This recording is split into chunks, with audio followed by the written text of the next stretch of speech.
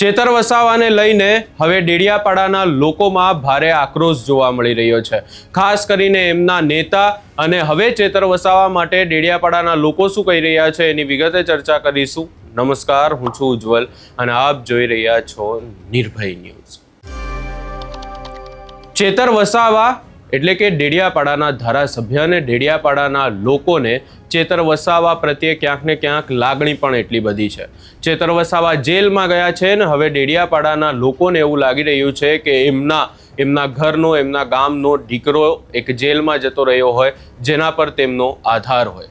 કારણ કે ખાસ કરીને તેઓ ત્યાંના ધારાસભ્ય છે ને ડેડિયાપાડાના લોકો માટે ચેતર વસાવાએ અનેક કામો પણ કર્યા છે। પરંતુ આ તમામ ચર્ચાઓની વચ્ચે ડેડિયાપાડામાં જ્યારે એક મીટિંગ મળી હતી, એ મીટિંગમાં ડેડિયાપાડાના લોકો શું કહી રહ્યા છે એ પણ સાંભળી લઈએ। વાત છે કે અમારે પેલો એક ચેતરભાઈ એક પેદા થયો તેને તમે જેલમાં નાખી દો એટલે તો કેવા શું માંગો છો તમે? અને આપણે બધા બેહીને આમ ઠપકારીને તાળી માર્યા કરવાની, ખોટું લાગે માફ કરજો।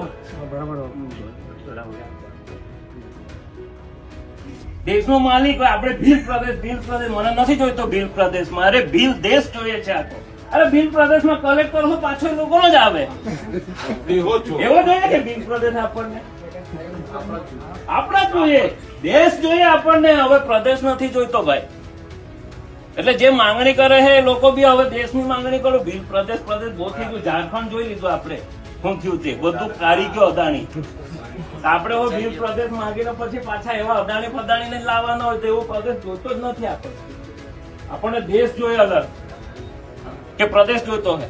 દેશ જોઈએ ને, હવે દેશની માંગણી કરો, જે થવાનું થાય। ગુરુવારથી દેશ જોઈએ આપણને, અને દેશમાં આપણું શાસન, જજનું શાસન નહીં ચાલે। હવે આપણું શાસન અમે હુકમ કરશું, આદિવાસીઓ નક્કી કરશે ચેતરભાઈની કેટલી સજા કરશે। તમે કોણ કરવા વાળા ભાઈ?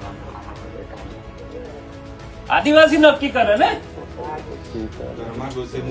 એટલે આપણે કોઈ હવે સાંભળવાનું નથી। હવે આપણને ચેતરભાઈ ખરેખર હું તો કેવું છું, ચેતરભાઈ હજુ એક મહિનો જેલમાં રહેતો કે લોકોને ભેગા તો કરી દે। સામાન્ય માણસ છે તો આપણી સાથે શું નથી કરી શકતો આ સરકાર? અને આપણે એક આદિવાસી છે તો આપણી એકતા તો બતાવવી જ પડશે। આપણે જ્યાં સુધી આપણે એકતા નહીં બતાવીશું ત્યાં સુધી આપણી સાથે અને આપણી સમાજની સાથે હંમેશા અન્યાય થતો આવેલો છે અને અન્યાય થશે। એટલે આપણે આપણા સમાજને એકતા બતાવીશું ત્યારે કોઈ પણ આપણા સમાજને આંગળી ચીરવા માટે વિચાર કરશે કે આપણે આને આંગળી ચીરીશું તો આનો પરિણામ ખરાબ આવશે। કેમ કે આપણે આજે કોઈ પક્ષ પાર્ટીમાં વેચાઈ ગયા છે, આજે કોઈ સમાજમાં વેચાઈ ગયા છે, એટલે આજે આપણો સમાજને કોઈ ગણતું નથી। આજે આપણે મૂળ માલિક કહીએ છીએ, જેમ કે આ ભાઈએ કીધું એમ કે આપણે મૂળ માલિક છે, છતાં બી કોઈ બહારનો વ્યક્તિ આવે છે, ખુરશીમાં બેસે છે ને આપણા સમાજવાળાને નીચે બેસવું પડે છે। તે વ્યક્તિ આપણે સમાજના છે પણ આપણે મૂળ માલિક છે પણ આપણને નીચે બેસવું પડે છે, તે ખુરશીમાં બેસી છે કેમ? આપણી જોડે એટલો બધો ભેદભાવ, આપણી જોડે હર હંમેશા સરકાર પણ અન્યાય કરે છે। એક જે ધારાસભ્ય છે ચેતર વસાવા એ આપણા માટે લડે છે, એનો પરિવારનો વિચાર કર્યા વગર આપણા માટે લડે છે। આજે એનો પરિવાર એના ઘરે છે, એનો પરિવાર અડધો જેલમાં છે, એ કોના માટે લડે છે? આપણા માટે અને આપણા સમાજ માટે।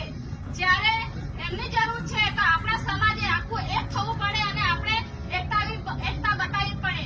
કેમ કે જ્યારે આપણે એકતા નહીં બતાવીશું ત્યારે જ્યાં સુધી આપણે એકતા નહીં બતાવીશું ત્યારે ત્યાં આપણી સાથે અન્યાય થશે।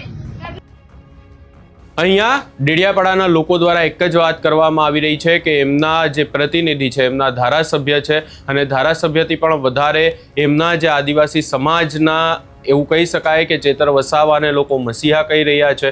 આદિવાસી સમાજના જે અવાજો ઊભા કરે છે અને એવા નેતાને જેલમાં નાખી દેતા હવે અહીંયાથી સીધો જ હુંકાર કરવામાં આવ્યો છે। આ સમગ્ર બાબતે તમારો શું અભિપ્રાય છે અમને કમેન્ટ કરી જરૂર જણાવશો ને અમારી ચેનલ નિર્ભય ન્યૂઝને લાઇક, શેર, સબસ્ક્રાઇબ કરવાનું ભૂલશો નહીં।